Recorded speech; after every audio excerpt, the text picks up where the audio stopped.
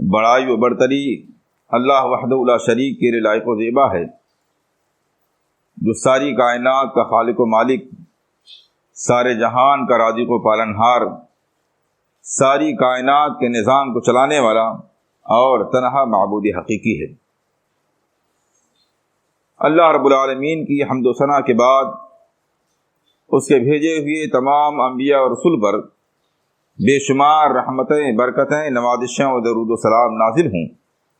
خاص طور سے ہمارے اور آپ کے نبی و رسول جناب محمد رسول اللہ صلی اللہ علیہ وسلم پر، آپ کے آل و اصحاب، آپ کے ازواج مطہرات اور قیامت تک صحیح معنوں میں آپ کے اتباع کرنے والے لوگوں پر، آمین۔ محترم حضرات، ہم اور آپ ربیع الاول کے مہینے سے گزر رہے ہیں، جو ہمارے یہاں جشن عید میلاد النبی اور اس طرح کے دوسری بہت سی بدعات اور خرافات کے لیے مشہور ہے۔ جشن عید میلاد النبی کی کیا حقیقت ہے، اس تعلق سے بارہا گفتگو ہوتی رہتی ہے۔ میری عادت یہ ہے کہ میں عموماً اصول اور قواعد کی روشنی میں بات کرنے کی کوشش کرتا ہوں، تاکہ ان اصول کی روشنی میں نہ صرف کسی ایک بدعت بلکہ تمام تر بدعات اور خرافات کی پہچان آسانی کے ساتھ ہو سکے۔ اسی لیے خاص عید میلاد النبی کا موضوع نہ لے کر کے آج میں نے جو موضوع لیا ہے وہ ہے بدعات کی معرفت کے قواعد، بدعات کو پہچاننے کے اصول۔ آئیے سب سے پہلے بدعات کا لغوی اور شرعی معنی اور بدعات کی خطرناکی مختصر الفاظ میں سنتے ہیں، اس کے بعد اصل موضوع کی طرف رخ کرتے ہیں۔ بدعات عربی زبان سے بنا ہے، عربی زبان کا لفظ ہے جو بدعون سے بنا ہے۔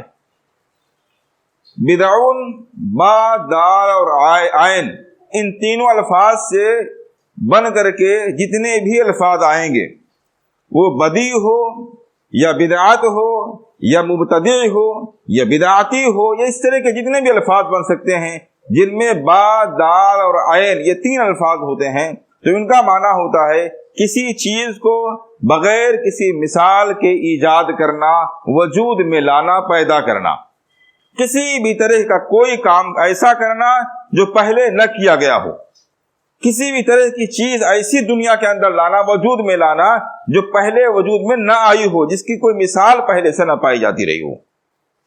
اور اسی سے اللہ رب العالمین کا نام ہے البدیع۔ اللہ رب العالمین نے فرمایا بدیع السماوات والارض، وہ آسمان اور زمین کا بدیع ہے، یعنی آسمان اور زمین کو بغیر کسی پچھلی مثال کے وجود میں لانے والا ہے۔ آسمان اور زمین کو پیدا کرنے سے پہلے اللہ رب العالمین کے سامنے آسمان اور زمین کا کوئی آئیڈیل، کوئی نمونہ، کوئی مثال نہیں تھا۔ اللہ رب العالمین نے بغیر کسی مثال کے آسمان اور زمین کو وجود بخشا ہے۔ یہ بدعات کا لغوی معنی ہوا۔ اور بدعات کی شرعی تعریف کے لیے ہمیں کہیں اور نہ جا کر کے حدیث ہی میں اس کی وضاحت ملتی ہے، جو خطبہ مسنونہ کے بعد آپ کے سامنے پیش کی گئی۔ اللہ کے رسول صلی اللہ علیہ وسلم ارشاد فرماتے ہیں من احدث فی امرنا ھذا فہو رد، اور آپ صلی اللہ علیہ وسلم اپنے ہر خطبے میں ارشاد فرمایا کرتے تھے کل محدثۃ بدعہ وکل بدعۃ ضلالہ وکل ضلالۃ فی النار۔ خطبے میں جو الفاظ بیان ہوتے ہیں اس کا معنی ہے کل محدثۃ بدعہ، ہر نئے طور پر ایجاد کیا گیا، پیدا کیا گیا، عمل کیا گیا امر بدعت ہے۔ ہر ایسا کام جو نیا ہے، جس کی مثال حدیث میں، قرآن میں، سلف صالحین کے زمانے میں نہیں ملتی ہے، نئے طور پر بغیر کسی دلیل کے کسی آدمی نے کوئی کام کیا ہے تو شریعت کی نظر میں وہ بدعت ہے، اگر اسے عبادت اور دین کا ثواب کا حصہ سمجھ کر کیا جائے۔ دوسری حدیث من حدث فی امرنا ھذا ما لیس منہ فہو رد، اس سے تین باتیں معلوم ہوئی۔ بدعات کی تعریف کے تعلق سے تین باتیں معلوم ہوتی ہیں۔ پہلی چیز احداث۔ احداث کے معنی ہوتے ہیں کسی چیز کو نئے سرے سے وجود میں لانا، اسی سے کل محدثۃ بدعہ، یہ جو محدثہ کا لفظ بنا ہے یہ اسی احداث سے بنا ہوا ہے، کسی چیز کو نئے سرے سے وجود میں لانا۔ تو بدعات کے اندر پہلا پوائنٹ یہ ہے کہ وہ چیز نئی ہوتی ہے۔ دوسری چیز فی امرنا ھذا، اس کا تعلق دین سے ہوتا ہے۔ اگر پہلے سے مثال موجود ہے، اللہ کے رسول صلی اللہ علیہ وسلم کے عمل کی، اسلاف کے اعمال کی، اجماع کی، دلائل کی مثالیں موجود ہیں تو اس کا نام بدعت نہیں۔ دوسری چیز اس عمل کا تعلق دین سے ہونا چاہیے۔ اگر کوئی آدمی یوں ہی عادت کے طور پر، دنیاوی کام کے طور پر کسی نئی چیز کو وجود میں لاتا ہے تو اس کا نام بدعت شرعی نہیں ہے۔ من احدث فی امرنا ھذا، احداث نئے سرے سے وجود میں لانا۔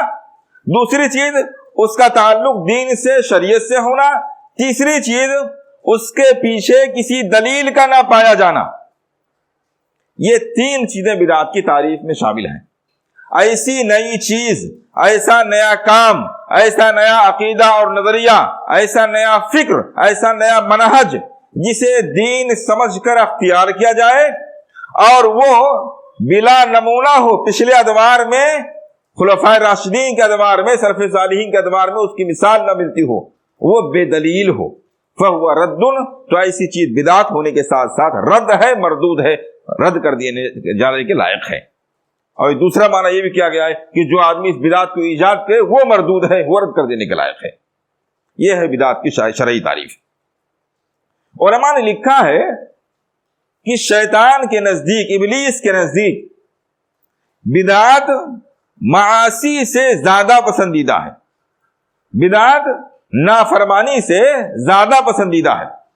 کتنی ہی بڑی نافرمانی کیوں ہو، یہاں تک کہ شرک بھی، شرک کے مقابلے میں بدعت شیطان کو زیادہ پسندیدہ ہے۔ اس کی کئی وجہ ہے۔ پسندیدہ ہونے کی ایک اہم وجہ یہ ہے کہ جو آدمی بدعت اختیار کرتا ہے وہ اسے زندگی بھر دین کا حصہ، ثواب کا حصہ سمجھتا ہے، اس لیے اس کے توبہ کرنے کی امید گناہوں سے توبہ کرنے کے مقابلے میں کم ہوتی ہے۔ ایک آدمی گنہگار ہے، کہیں نہ کہیں اس کو گنہگار ہونے کا احساس ہوتا ہے، یہاں تک کہ وہ شرک میں بھی اگر مبتلا ہے، اگر اس کو سمجھایا جائے تو جلد اس کے سمجھ میں بات آ جاتی ہے۔ تو گنہگار کے توبہ کرنے کی امید جلد ہوتی ہے، لیکن بدعت کو اختیار کرنے والا آدمی چونکہ اسے دین کا، ایمان کا، نیکی کا، ثواب کا حصہ سمجھ کے اختیار کرتا ہے، اس لیے اس کے توبہ کرنے کی امید کم ہوتی ہے۔ دوسری چیز، گناہ گار چاہے وہ مشرک کیوں نہ ہو، شرک کرنے والا کیوں نہ ہو، وہ دین کو ناقص نہیں سمجھتا ہے، جبکہ بدعتی لاشعوری طور پر دین کو ناقص سمجھ رہا ہوتا ہے، جبکہ اللہ رب العالمین نے دین کو مکمل کر دیا ہے۔ الیوم اکملت لکم دینکم، دین کو ہم نے تمہارے لیے مکمل کر دیا ہے، اور مکمل کرنے کا معنی یہ ہوا کہ نہ اس میں گھٹانے کی گنجائش رکھی گئی ہے، نہ بڑھانے کی گنجائش رکھی گئی ہے، اور بدعات میں بڑھانا پایا جاتا ہے، اضافہ پایا جاتا ہے۔ تو بدعتی لاشعوری طور پر دین کو ناقص سمجھتا ہے۔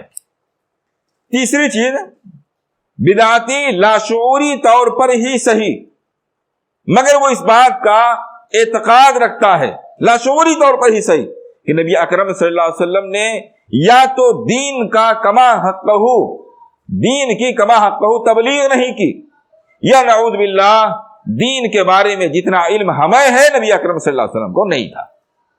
دو باتوں میں سے ایک کا وہ خیال رکھتا ہے، کیونکہ اگر نبی اکرم صلی اللہ علیہ وسلم پر دین مکمل نازل کیا گیا اور آپ نے دین مکمل طور پر پہنچا دیا تو گویا اس میں اضافہ کی گنجائش نہیں، اور اگر آپ پر دین مکمل طور پر نازل کیا گیا اور آپ نے مکمل طور پر اسے نہیں پہنچایا تو آپ نے رسالت کا حق ادا نہیں کیا۔ تو یا تو آپ کو معلوم نہیں تھا، اور یا آپ صلی اللہ علیہ وسلم نے رسالت کا حق ادا نہیں کیا، اور دونوں باتیں ایسی ہیں جو انسان کے ایمان کے لیے خطرناک ہیں، کیونکہ ایک میں حدیث کا انکار ہے، دوسرے میں قرآن کا انکار ہے۔ اللہ رب العالمین فرماتا ہے یا ایھا الرسول بلغ ما انزل الیک من ربک وان لم تفعل فما بلغت رسالتہ، اے رسول اکرم صلی اللہ علیہ وسلم آپ کے رب کی طرف سے جو باتیں آپ تک پہنچائی گئی ہیں آپ لوگوں تک پہنچا دیجیے، اگر آپ نے ایسا نہیں کیا تو آپ نے رسالت کا حق ادا نہیں کیا۔ دوسری بات، اللہ کے رسول صلی اللہ علیہ وسلم دنیا میں سارے لوگوں سے زیادہ دین کے بارے میں جاننے والے اور سب سے زیادہ متقی، سب سے زیادہ اللہ سے ڈرنے والے تھے، جیسا کہ حدیث کے اندر اس کی وضاحت وہ آئی ہوئی ہے، انی نخشاکم للہ واتقاکم، میں تم لوگوں میں سب سے زیادہ اللہ سے ڈرنے والا ہوں اور اللہ رب العالمین کا تقوی اختیار کرنے والا ہوں۔ تو یہ بڑی اہم خرابیاں پائی جاتی ہیں بدعات اور بدعاتی کے اندر، اس لیے شیطان کو گناہ کے مقابلے میں بدعات زیادہ پسندیدہ ہے، اور انہی تمام باتوں کو ذہن میں رکھتے ہوئے سلف صالحین نے بات کہی ہے کہ انسان کو چاہیے کہ وہ سلف صالحین کے نقش قدم کی پیروی کرے، اس قدر ان کے نقش قدم کی پیروی کرے کہ جو بات انہوں نے کہی ہے بس وہی رک جائے، جہاں وہ بولے ہیں چلے ہیں وہیں وہ ٹھہر جائے، جو سوال کیا وہی سوال کرے۔ اگر کسی معاملے میں سلف صالحین کے درمیان سوال نہیں آیا ہے تو اس طرح کا سوال کرنا بھی بدعت ہے۔ اور اسی لیے عبداللہ بن مسعود رضی اللہ تعالیٰ عنہ کہا کرتے تھے اتبعوا ولا تبتدعوا فقد کفیتم، اتبعوا، قرآن حدیث اور سلف صالحین کے نقش قدم کی پیروی کرو، ولا تبتدعوا، اپنی جانب سے کسی بھی نئی چیز کو ایجاد مت کرو، کسی بھی قول کو، عمل کو، کسی بھی نظریے کو، کسی بھی چیز کو اپنی جانب سے ایجاد نہ کرو، فقد کفیتم، اس لیے کہ جو باتیں تمہارے لیے بیان کر دی گئی ہیں تمہاری نجات کے لیے کافی ہیں۔ جن باتوں کی بنیاد پر سلف صالحین کا نجات ہے، صحابہ کرام کی نجات ہے، وہی تمہارے لیے بھی کافی ہے۔ تو اس لیے ہم سب کو چاہیے کہ اس معاملے میں بہت زیادہ احتیاط سے کام لیں کہ ہمارے ذریعہ کوئی بھی کام نئے سرے سے وجود میں نہ آنے پائے، جتنا کہہ دیا گیا، جتنا بتلا دیا گیا، جتنا کیا گیا ہے اتنا ہی ہماری آپ کی نجات کے لیے کافی ہے۔ یہ بدعات کے تعلق سے ایک تمہیدی باتیں تھیں، بدعات کی پہچان کے قواعد اور اصول۔ دراصل یہ ایک بہت بڑا موضوع ہے اور صحیح دیکھا جائے تو یہ پڑھنے پڑھانے کا موضوع ہے، مگر افسوس کی بات یہ ہے کہ طالب علمی آپ کو راس نہ آئی، اس لیے مجبوراً ہمیں اس طرح کی باتیں مختصر انداز میں آپ کے سامنے خطبے میں ذکر کرنی پڑ رہی ہیں، لیکن میں جانتا ہوں خطبے میں اس طرح کے موضوعات کا صحیح معنوں میں حق نہیں ادا کیا جا سکتا۔ یہ سب پڑھنے پڑھانے کی چیز ہے، ایک ایک قاعدے کو تفسیر کے ساتھ پڑھا جائے، اس کی مثالوں کی وضاحت رکھی جائے، تب یہ باتیں جا کر کے صحیح معنوں میں انسان کے دل و دماغ میں بیٹھیں گی، پھر وہ شعور اور وہ علم حاصل ہوگا جس کی بنیاد پر آپ کھلی آنکھوں سے بدعات اور غیر بدعات کی پہچان کر سکتے ہیں۔ بہرحال مختصر میں ان قواعد کو آپ کے سامنے ذکر کرتا ہوں۔ پہلا قاعدہ یہ ہے کہ ہر وہ عمل جس کی نسبت یا جس کی بنیاد کسی موضوع اور سخت ضعیف پر ہو وہ بدعت ہے۔ ہر وہ عمل جس کی بنیاد کسی ضعیف یا موضوع روایت پر ہو وہ عمل بدعت ہے۔ مثال کے طور پر سورتوں کی فضیلتیں، قرآن کریم کی سورتوں کی الگ الگ فضیلتوں کے تعلق سے زیادہ تر روایات موضوعات ہیں، وہ موضوع روایات ان پر عمل کرنا یہ بدعت ہے، نئی چیز ہے، اس کا ثبوت قرآن و حدیث سے نہیں ہے۔ مثال کے طور پر صلاۃ الرغائب ایک خاص نماز ہے، جیسے صلاۃ رجبیہ، یہ اس طرح کے کوئی دوسرا عمل جس کی بنیاد صحیح حدیث پر نہ ہو، قرآن کی کسی آیت پر نہ ہو، بلکہ سخت ضعیف یا موضوع روایت کی بنیاد پر ہو، وہ عمل بدعت ہے۔ بظاہر دیکھنے میں بہت سادہ سی چیز ہے، لیکن آپ جب بدعات کی تحقیق میں اور بدعاتیوں سے گفتگو کرنا شروع کریں گے تو آپ کو معلوم ہوگا کہ ان کے زیادہ تر اعمال کی دلیل وہ حدیثیں ہیں جو یا تو ضعیف ہے، سخت ضعیف ہے، یا موضوع ہیں، اور انہی باتوں کو دلیل بنا کر کے بدعاتوں کو ثابت کر رہے ہیں۔ اس لیے جاننا ضروری ہے کہ جو عمل قرآن کریم سے یا صحیح حدیث سے ثابت ہے وہی صحیح عمل ہے، اور جو اس کے خلاف نہ قرآن سے ثابت نہ حدیث سے ثابت بلکہ موضوع یا ضعیف روایت سے ثابت ہے، وہ روایت قطعاً سنت کا حصہ نہیں ہو سکتی، وہ بدعت ہے۔ دوسری چیز، ہر وہ عمل، ہر وہ عبادت جس کی نسبت کسی کے رائے یا خواہشات نفسانی کی طرف ہو، دلیل نہیں ہے، کسی کی رائے ہے، وہ کسی کی بھی رائے ہو، صرف کسی فرد کی رائے ہے، کسی شخص کی خواہش ہے، اور اس خواہش اور رائے کو دین کا حصہ بنا کر کے اختیار کیا جائے تو وہ عمل بدعت ہے، اسے سنت یا دین کا حصہ نہیں کہا جا سکتا ہے۔ مثال کے طور پر صوفیہ کے یہاں جو اذکار کے کلمات ہیں، مثال کے طور پر صرف اللہ اللہ کے اذکار یا ہو کے اذکار، جن کے ذریعہ وہ چلہ کشی کرتے ہیں یا تصوف کے کام کر رہے ہوتے ہیں، یہ تمام اذکار وہ ہیں جن کے پیچھے نہ قرآن کی دلیل ہے، نہ حدیث کی دلیل ہے، نہ کسی ضعیف اور موضوع روایت کی دلیل ہے، صرف یہ رائے ہے، یہ خیال ہے، خواہش نفس ہے۔ تو خواہش نفس اور رائے اور خیال کی بنیاد پر جو عمل ایجاد کیا جائے وہ بدعت ہے۔ تیسری چیز، اللہ کے رسول صلی اللہ علیہ وسلم نے کسی عمل کو ترک کر دیا، نہیں کیا آپ نے، باوجود اس کے کہ آپ صلی اللہ علیہ وسلم کے زمانے میں اس عمل کے کرنے کی اسی طرح ضرورت تھی جیسے آج ہے، اور اس عمل کو کرنے سے روکنے والی کوئی چیز آپ کے زمانے میں بھی نہیں تھی۔ اس کو کہتے ہیں سنت ترکیہ۔ سنتیں دو قسم کی ہیں، سنت فعلیہ اور سنت ترکیہ۔ ایک وہ سنت جسے آپ نے انجام دیا، جو آپ نے کیا، وہ سنت فعلیہ ہے، اور سنت ترکیہ جسے آپ نے چھوڑ دیا۔ سنت ترکیہ کے لیے دو شرطیں ہیں۔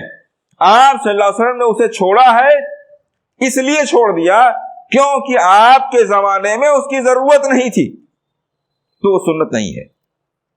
آپ کے زمانے میں اس کی ضرورت ہی نہیں تھی۔ مثال کے طور پر اللہ کے رسول صلی اللہ علیہ وسلم نے مانعین زکوٰۃ نہ دینے والوں سے کہیں جنگ نہیں فرمائی ہے۔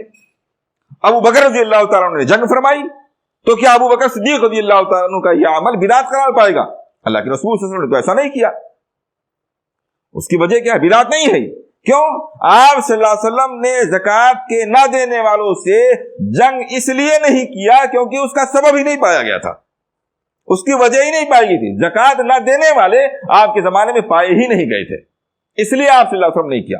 تو اگر کسی سبب کے نہ پائے جانے کی بنیاد پر آپ نے چھوڑ دیا ہے تو وہ سنت ترکیہ نہیں ہے۔ ایسے ہی سبب تو تھا لیکن کوئی رکاوٹ تھی جس کی بنیاد پر آپ صلی اللہ علیہ وسلم نے چھوڑ دیا، تو وہ بھی سنت نہیں ہے، وہ بھی سنت ترکیہ نہیں ہے۔ مثال کے طور پر اللہ کے رسول صلی اللہ علیہ وسلم نے پورے رمضان جماعت کے ساتھ تراویح کی نماز نہیں پڑھائی۔ آپ صلی اللہ علیہ وسلم نے چند دن پڑھائی، 3 دن تک، اور پھر اس کے بعد صلی اللہ علیہ وسلم نے منع کر دیا، بند کر دیا۔ آپ نے چھوڑ تو دیا، لیکن کیا آپ کا 3 دن کے بعد تراویح کو چھوڑ دینا سنت ترکیہ ہے؟ یعنی اسے چھوڑ دینا بھی سنت ہے؟ نہیں ہے۔ ہم اور آپ پڑھ رہے ہیں کیونکہ آپ صلی اللہ علیہ وسلم نے جو چھوڑا تھا اس کے پیچھے ایک رکاوٹ تھی، رکاوٹ کی بنیاد پر آپ نے چھوڑ دیا تو وہ سنت ترکیہ نہیں ہے۔ رکاوٹ کیا تھی؟ آپ صلی اللہ علیہ وسلم فرمایا مجھے خطرہ ہے کہ اگر میں جماعت کے ساتھ تمہیں نماز پڑھاتا رہوں تو اللہ رب العالمین تمہارے شوق کو دیکھ کر کے جماعت کے ساتھ تراویح کی نماز کو فرض نہ قرار دے۔ تو ایک معنی تھی، ایک رکاوٹ تھی، اس لیے اللہ کے رسول صلی اللہ علیہ وسلم نے اسے چھوڑ دیا۔ اب یہ دو چیزیں آ گئیں، سبب نہیں پایا جاتا تھا اس لیے آپ صلی اللہ علیہ وسلم نے چھوڑ دیا، وہ سنت ترکیہ نہیں ہے۔ سبب تو پایا جاتا تھا، ضرورت پائی جاتی تھی، مگر کوئی ایسی رکاوٹ تھی جس کی بنیاد پر آپ صلی اللہ علیہ وسلم نے نہیں کیا، تب بھی وہ سنت ترکیہ نہیں۔ ان دو چیزوں کے بغیر آپ صلی اللہ علیہ وسلم نے کسی عمل کو چھوڑ دیا، یعنی ضرورت بھی پائی جاتی تھی، آپ صلی اللہ علیہ وسلم کے زمانے میں ضرورت بھی پائی جاتی تھی اس عمل کی، اور اس عمل سے روکنے والی بھی کوئی چیز نہیں تھی، اس کے باوجود آپ صلی اللہ علیہ وسلم نے وہ عمل نہیں کیا تو وہ سنت ترکیہ ہے۔ مثال کے طور پر عیدین کے لیے اذان یا تراویح کے لیے اذان و اقامت۔ اب آپ دیکھیے، جس وجہ سے 5 وقتہ نمازوں کے لیے اذان کہی جاتی ہے کہ لوگوں کو معلوم ہو جائے کہ نماز کا وقت ہو گیا، نماز کے لیے حاضر ہوں، عیدین میں یہ وجہ اور زیادہ شدت سے پائی جاتی ہے کیونکہ وہ 5 وقتہ نماز نہیں جس کے لیے لوگ عادی ہوں، اور عام طور سے اس کے اوقات بھی تبدیل ہوتے رہتے ہیں۔ تو اگر دیکھا جائے تو اذان یہاں زیادہ ضروری ہے، ضرورت تھی مگر اللہ کے رسول صلی اللہ علیہ وسلم نے اذان نہیں کہلوائی۔ ایسے ہی اس ضرورت سے روکنے والی کوئی چیز نہیں تھی، ضرورت بھی تھی اور کوئی رکاوٹ بھی نہیں تھی، اس کے باوجود آپ صلی اللہ علیہ وسلم نے اذان نہیں کہلوائی۔ اب اس اذان کو چھوڑ دینا، اذان نہ کہنا، یہ سنت ترکیہ ہے۔ ایسے تراویح کے لیے اذان و اقامت، جسے عام نمازوں کے لیے اذان کی ضرورت ہے، اقامت کی ضرورت ہے، ایسے تراویح کے لیے بھی ضرورت ہے، مگر اس کے باوجود نہ عیدین کے لیے اقامت کہی گئی اور نہ تراویح کے لیے اقامت کہی گئی، ضرورت ہونے کے باوجود، رکاوٹ نہ ہونے کے باوجود، تو یہ سنت ترکیہ ہے۔ اسے اچھی طریقے سے سمجھ لینا چاہیے، کیونکہ ہمارے یہاں بدعات کے خوگر لوگ आम तौर से ये कहते हैं कि वो चीज जिससे मना नहीं किया गया वो जायज है, या मना कहाँ किया गया, या इसमें हरज क्या है। उन्हें मालूम होना चाहिए कि सिर्फ मना की हुई चीज ही ममनू नहीं होती है, बल्कि अगर अल्लाह के रसूल सल्लल्लाहु अलैहि वसल्लम ने सबब के होने और रुकावट के ना होने के बावजूद किसी अमल को छोड़ दिया है तो उस अमल को छोड़ देना भी सुन्नत है। ये छोड़ देना ही अपने आप में दलील है। जैसे हमने आपके सामने मिसाल दी, ईदैन में अजान अल्लाह के रसूल सल्लल्लाहु अलैहि वसल्लम ने कहीं मना नहीं फरमाया, मगर पूरी उम्मत इस बात में मुत्तफिक है कि अजान नहीं होगी। मना होने की कोई दलील नहीं, आप सल्लल्लाहु अलैहि वसल्लम ने मना नहीं फरमाया, हरज कुछ भी नहीं है, मगर हरज असलन यह है कि अल्लाह के रसूल सल्लल्लाहु अलैहि वसल्लम ने वजह होने के बावजूद और रुकावट ना होने के बावजूद अजान नहीं कहलवाई है, या आप छोड़ देना आप सल्लल्लाहु अलैहि वसल्लम की सुन्नत है। तो सुन्नत तरकिया, अल्लाह के रसूल सल्लल्लाहु अलैहि वसल्लम ने किसी अमल को छोड़ दिया है तो उस अमल का छोड़ देना भी सुन्नत है। अब उस छोड़े हुए अमल को अंजाम देना बिदात है, सुन्नत का उल्टा बिदात। अब कोई ईदैन में अजान दे, इकामत कहे, तरावी के लिए अजान दे, इकामत कहे, इस तरह की कोई ऐसी चीज जो आप सल्लल्लाहु अलैहि वसल्लम ने जानबूझ करके छोड़ दी है, ये क्या है? बिदात है, सुन्नत के खिलाफ है। अब ये बात कैसे मालूम होगी कि अल्लाह के रसूल सल्लल्लाहु अलैहि वसल्लम ने, वक्त की इतनी किल्लत है, ये बात कैसे मालूम होगी कि अल्लाह के रसूल सल्लल्लाहु अलैहि वसल्लम ने किसी अमल को छोड़ा है? इसकी दो शक्लें हैं। पहली शक्ल तो यह है कि सहाबे किराम सराहत के साथ ये बात बयान करें कि अल्लाह के रसूल सल्लल्लाहु अलैहि वसल्लम ने फला मौके पर यह काम नहीं किया है। मिसाल के तौर पर ईदगाह में अल्लाह के रसूल सल्लल्लाहु अलैहि वसल्लम ने ईदैन की 2 रकातों के अलावा कोई दूसरी नमाज अदा नहीं फरमाई है। सहाबे किराम ने सराहत के साथ ये बात कह दी, आप सल्लल्लाहु अलैहि वसल्लम ने कोई नमाज अदा नहीं फरमाई है। ये क्या हुआ? सहाबे किराम का सराहत के साथ कहना कि आप नहीं किया है, इससे मालूम होगा कि आप सल्लल्लाहु अलैहि वसल्लम ने छोड़ दिया। दूसरी चीज, सहाबे किराम का नकल ना करना, यह भी अहम बात है। दीन की कोई बात अगर हम तक नकल नहीं हुई है, यह इस बात की दलील है कि वो दीन की चीज नहीं है। तो इसलिए जानना जरूरी है कि हमारे यहां यह बात भी कही जाती है कि आपको यह बात कैसे मालूम कि अल्लाह के रसूल सल्लल्लाहु अलैहि वसल्लम ने नहीं किया? भाई सारी हदीसें आप सल्लल्लाहु अलैहि वसल्लम की 23 साल जिंदगी मुकम्मल तरीके से हदीस के अंदर रिकॉर्ड तो नहीं है। कोई भी इस बात का कायल नहीं है कि आप सल्लल्लाहु अलैहि वसल्लम का पल पल 23 साल जिंदगी का तमाम मिनट सेकंड, तमाम कौल फेल अमल सब हदीसों के अंदर मुकम्मल है। और मुहद्दिसीन ने यह दावा किया हो कि इन हदीसों से कोई भी अमल, कोई भी बात बाहर नहीं है, ऐसा नहीं है। तो कहने वाला यह कह सकता है कि हो सकता है अल्लाह के रसूल सल्लल्लाहु अलैहि वसल्लम ने अमल किया हो जिसके अंदर ये बात ना आई हो। तो कह रहे हैं ऐसे लोग, बिदात के जो खूगर है कह रहे हैं। तो उसकी दलील क्या है? अल्लाह के रसूल सल्लल्लाहु अलैहि वसल्लम से अगर सहाबे किराम ने कोई बात नकल नहीं की है, सहाबे किराम ने उस पर अमल नहीं किया है, बाद के लोगों ने उसे अपनी किताबों में जिक्र नहीं किया है, तो बयान न करना, अमल न करना, जिक्र न करना, यह ना करना ही ना होने की दलील है। बयान न करना, अमल न करना, जिक्र न करना, यह ना करना ही ना होने की दलील है। क्योंकि सहाबे किराम इस बात के हरीस थे कि वो अल्लाह के रसूल सल्लल्लाहु अलैहि वसल्लम की नकल व हरकत को बयान करते थे। आप सल्लल्लाहु अलैहि वसल्लम मुस्कुराते थे तो आपका मुस्कुराना नकल कर लेते थे, आपके मुस्कुराने की कैफियत नकल कर लेते थे, आपके चलने फिरने, उठने बैठने, सोने जागने की कैफियत तक हदीसों के अंदर मज़कूर हैं। इन तमाम हदीस के ज़ख़ीरे में किसी अमल के बारे में कोई शोसा न मिले, ये इस बात की दलील है कि अल्लाह के रसूल सल्लल्लाहु अलैहि वसल्लम ने ऐसा नहीं किया है। अगर आपने किया होता तो कहीं तो कोई इसका तज़किरा मिलता।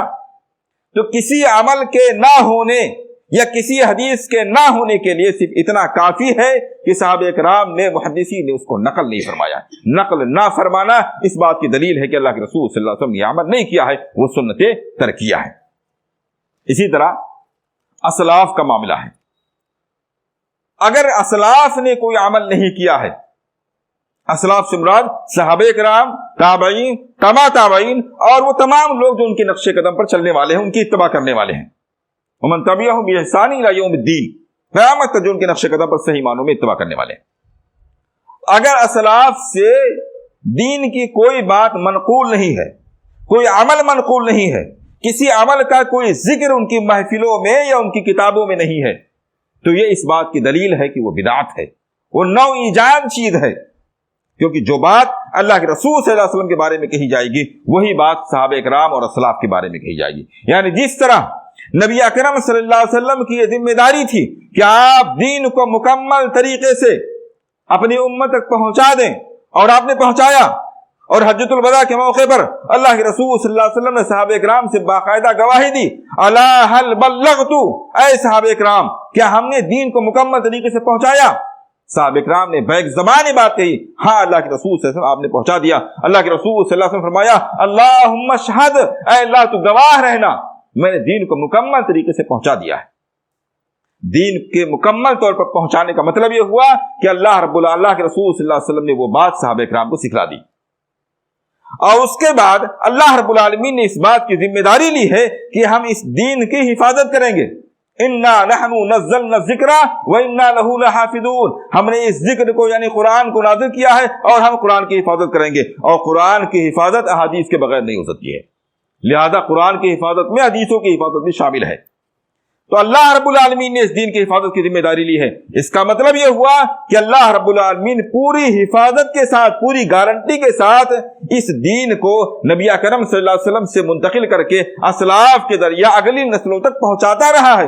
کوئی ایک دور بھی ایسا نہیں گزرا ہے جس میں اللہ کے رسول صلی اللہ علیہ وسلم کی تعلیمات پوری دنیا سے اوجھل رہی ہوں.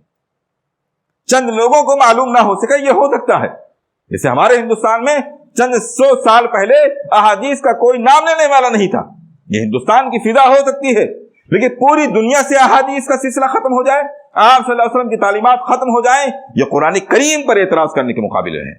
اس لیے اللہ رب العالمین کی ذمہ داری ہے کہ وہ دین کی حفاظت کرے گا، اور دین کی حفاظت کا مطلب یہ ہے کہ وہ دین کو نسل در نسل منتقل کرتا چلا آ رہا ہے.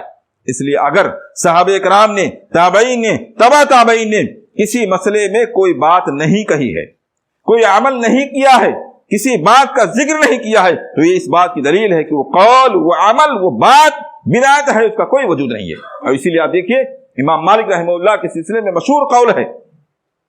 ایک شخص آیا، اس نے پوچھا اللہ رب العالمین کہاں ہے؟ انہوں نے بتایا عرش پر. الرحمن وعلی العرش استوى کا کیفیت کیا ہے اس کے عرش پر ہونے کی؟ اس موقع پر امام مالک رحمہ اللہ نے جو بات کہی تھی وہ عقیدے سے متعلق بھی ایک بنیاد اور دلیل ہے، وصول بن گیا، اور بدعت اور سنت کے تعلق سے بھی ایک وصول کی حیثیت رکھتا ہے.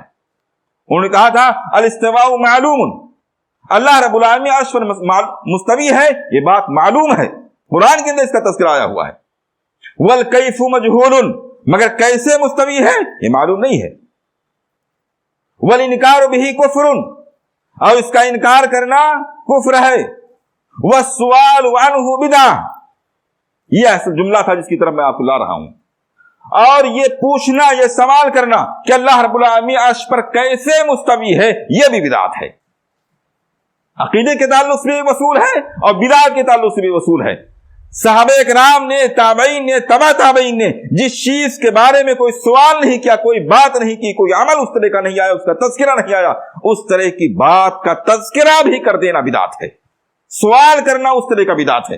ہمارے یہاں جو ایک کیفیت چل پڑی ہے کہ وہ اعمال کے پیچھے حکمتیں کیا ہیں، اس کا فائدہ کیا ہے، یہ بھی ایک طرح سے دیکھا جائے تو بدعت میں شمار ہوگا، کیونکہ اللہ کے رسول صلی اللہ علیہ وسلم کے صحابہ اکرام اللہ کے رسول صلی اللہ علیہ وسلم سے حکمتیں اور کیفیتیں نہیں پوچھتے تھے. اور اصلاً دیکھا جائے تو شریعت کے معاملات کیفیات پر، حکمتوں پر مبنی بھی نہیں ہے. بہرحال اللہ کے رسول صلی اللہ علیہ وسلم نے جو ترک کر دیا، سبب ہونے کے باوجود، معنی نہ ہونے کے باوجود، رکاوٹ نہ ہونے کے باوجود، وہ سنت ترکیہ ہے.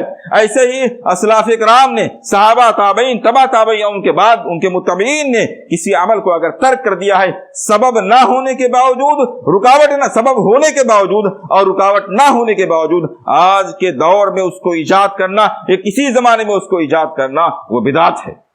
آپ اس روشنی میں چاہیں تو جشن عید میلاد النبی کو بھی تول سکتے ہیں، سمجھ سکتے ہیں. جس طرح سے اللہ کے رسول صلی اللہ علیہ وسلم کی محبت کا تقاضا آج ہے، پہلے بھی تھا. جس طرح سے اللہ کے رسول صلی اللہ علیہ وسلم کی سیرتوں کے فوائد آج ہیں، پہلے بھی یہی تھے. اسباب جو آج ہیں، اور جن باتوں کی بنیاد پر لوگ آج جشن عید میلاد النبی منا رہے ہیں، جو اس کی دلیلیں دے رہے ہیں کہ اس میں اللہ کے رسول صلی اللہ علیہ وسلم کی محبت پیدا ہوتی ہے، آپ کی سیرت کا بیان ہوتا ہے، اور اس میں اللہ کے رسول صلی اللہ علیہ وسلم کا تذکرہ ہوتا ہے، آپ صلی اللہ علیہ وسلم کی محبت لوگوں کے دماغ میں، یہ ساری باتیں جو بیان کی جاتی ہیں، یہ سارے اسباب، سارے وجوہ اس زمانے میں بھی پائے جاتے تھے۔ رکاوٹ جیسے آج کوئی نہیں ہے، اس زمانے میں کوئی نہیں تھی، سبب پایا جاتا تھا، رکاوٹ نہیں پائی جاتی تھی۔ اس کے باوجود اللہ کے رسول صلی اللہ علیہ وسلم نے اپنے 23 سالہ نبوی دور رسالت میں کسی ایک سال بھی، کسی بھی مہینے میں اپنا عید میلاد النبی نہیں منایا۔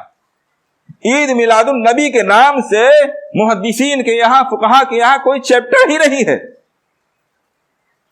ہاں، جو یہ بات کہی جاتی ہے کہ اللہ کے رسول صلی اللہ علیہ وسلم نے سوموار کو روزہ رکھا، سوموار کو آپ روزہ رکھتے تھے، اور آپ نے بہت سے اس کی حکمتوں کے ساتھ ساتھ یہ بات بھی بیان فرمائی کہ اس دن میں پیدا ہوا ہوں۔ زیادہ سے زیادہ اتنی بات کہی جا سکتی ہے کہ آپ صلی اللہ علیہ وسلم کئی دوسرے اسباب کے ساتھ ساتھ سوموار کو اپنی پیدائش کی وجہ سے بھی روزہ رکھا کرتے تھے۔ اگر کوئی اس کی بنیاد پر عمل کرنا چاہتا ہے تو زیادہ سے زیادہ سوموار کو روزہ رکھ سکتا ہے۔ یہ اللہ کے رسول صلی اللہ علیہ وسلم کا معمول تھا۔ تو نہ تو اللہ کے رسول صلی اللہ علیہ وسلم نے جشن عید میلاد النبی منایا، اور نہ ہی آپ کے بعد صحابہ نے، تابعین نے، تبع تابعین نے، آپ کے خاص رشتہ داروں نے، آپ کے داماد نے، آپ کے نواسوں نے، آپ کی یار غار نے، کسی ایک نے بھی ایک سال بھی ماہ ربیع الاول کیا زندگی کے کسی بھی موقع پر عید میلاد النبی کے نام سے کوئی جشن یا کوئی تہوار نہیں منایا۔ حالانکہ سبب موجود تھا، رکاوٹ کوئی نہیں تھی۔ اس کا مطلب یہ ہوا کہ یہ ایسا عمل ہے جس کا تعلق سنت ترکیہ سے ہے۔ اللہ کے رسول صلی اللہ علیہ وسلم نے جان بوجھ کر بغیر کسی رکاوٹ کے، سبب ہونے کے باوجود سے چھوڑ دیا ہے، اس لیے اسے چھوڑنا ہی سنت ہے۔ اگر اس کو پکڑ لیا جائے، اس پر عمل کیا جائے تو یہ بدعت ہے۔ اس لیے ہم سب کو چاہیے کہ بدعت کی شناخت کریں، بدعت کے اصول و قواعد کو جانیں، اور علم میں گہرائی پیدا کریں۔ حقیقت یہ ہے کہ ہم اور آپ اہل الحدیث تو ضرور ہو گئے، کتاب و سنت پر عمل کے دعوے دار ضرور ہیں، لیکن صرف کھوکھلا دعویٰ ہے۔ اگر کوئی بھی آدمی قرآن و حدیث کیا اپنی منطقی دلائل کو بھی لے کر کے آ جائے تو بہت دیر تک ہم لوگ نہ ٹھہر سکیں گے۔ اس کا مطلب یہ ہوا کہ ہمارے پاس خود علم نہیں ہے، اور علم کے بغیر جو عقیدہ پیدا ہوتا ہے وہ عقیدہ کہلانے کا مستحق نہیں ہوتا ہے۔ یہ بات بہت اچھی طرح سمجھ لینی چاہیے۔ علم کے بغیر جو عقیدہ ہوتا ہے، سنی سنائی باتوں میں جو عقیدہ ہوتا ہے، وہ عقیدہ کہلانے کا مستحق نہیں ہوتا ہے، کیونکہ عقیدہ کہتے ہیں ایسے یقین کو جس میں ذرہ برابر شک شبہ کی گنجائش نہ ہو، اور یہ یقین علم کی بنیاد پر پیدا ہوتا ہے۔ اس لیے اپنے آپ کو علم سے جوڑیں۔ طالب علم ہونا یہ شرف کی بات ہے، عزت کی بات ہے، یہ ذلت کی بات نہیں ہے۔ اور اسی لیے علماء نے کہا ہے جو آدمی استاذ کے سامنے طالب علم ہونے کو اپنی ذلت سمجھتا ہے، وہ زندگی بھر جہالت کی ذلت کا بوجھ ڈھوتا رہتا ہے۔ اس لیے ہم سب کو چاہیے کہ اپنے آپ کو علم سے جوڑیں، خود پڑھیں، پڑھنے کا ماحول پیدا کریں، اور مساجد میں درس و تدریس کا ایک علمی ماحول پیدا کریں۔ یہ ماحول ہم اور آپ پیدا کر سکتے ہیں، سامعین، عوام پیدا کر سکتے ہیں۔ اگر یہ ماحول پیدا کیا جائے تو آپ کو علم سے جوڑا جا سکتا ہے، آپ کے پاس ساری سہولیات فراہم ہیں۔ اللہ رب العالمین سے دعا ہے کہ ہمیں کتاب و سنت کو صحیح معنوں میں سننے، سمجھنے اور کتاب و سنت کا علم حاصل کرنے آسان فرمائے۔ اس تعلق سے جو رکاوٹیں ہیں ان کو دور فرمائے، اور ہمارے اندر طلب علم کا شوق پیدا فرمائے، کتاب و سنت کی پیروی اور بدعات سے دور رہنے کی توفیق عنایت فرمائے۔ آمین۔ وآخر دعوانا ان الحمد للہ رب العالمین۔